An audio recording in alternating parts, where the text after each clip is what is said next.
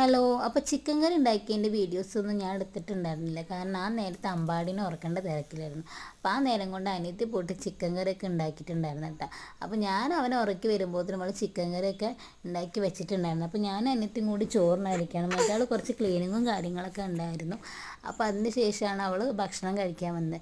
ഇതിൻ്റെ ഇടയിൽ പുതിയൊരു എക്ക് വെക്കുന്നുണ്ട്, വേറെ ഒന്നും വിചാരിക്കേണ്ട. കാരണം അമ്പാടി എൻ്റെ കയ്യിലുണ്ട്. അപ്പോൾ അമ്പാടിനെ ഉറക്കിയിട്ട് വീഡിയോ എഡിറ്റ് ചെയ്യാമെന്ന് വിചാരിച്ചാൽ അമ്പാടിയിട്ട് ഉറങ്ങണമില്ല. പിന്നെ എന്തായാലും നമ്മളെ സമയം പോയിക്കൊണ്ടിരിക്കുകയാണ്. അപ്പോൾ വീഡിയോ ഇടാൻ ലേറ്റ് ആവാനുള്ള കാരണവും ഇതാണ് കേട്ടോ. അപ്പോൾ എന്തായാലും ചിക്കൻ കറിയുടെ ഇതെന്താ ടേസ്റ്റ് എന്താണെന്ന് ചോദിച്ചാൽ കുഴപ്പമില്ല, കുറഞ്ഞാലും കുറച്ചും കൂടി പഠിക്കാനുണ്ട്. അപ്പോൾ അതാ കുളിയൊക്കെ കഴിഞ്ഞിട്ട് അവൾ വന്നിട്ടുണ്ട്. അപ്പോൾ അത് ഇന്നലെ എടുത്ത പുതിയ ഡ്രസ്സാണ്. ഇത് കിടന്നിട്ട് ഇവിടെ കിടന്ന് പവറാവട്ടെ. എൻ്റെ ഉദ്ദേശം വേറെ ഒന്നല്ല. അതെന്താണെന്നുള്ളത് നമ്മൾ നാളത്തെ വീഡിയോയിൽ പറയുന്നതാണ്.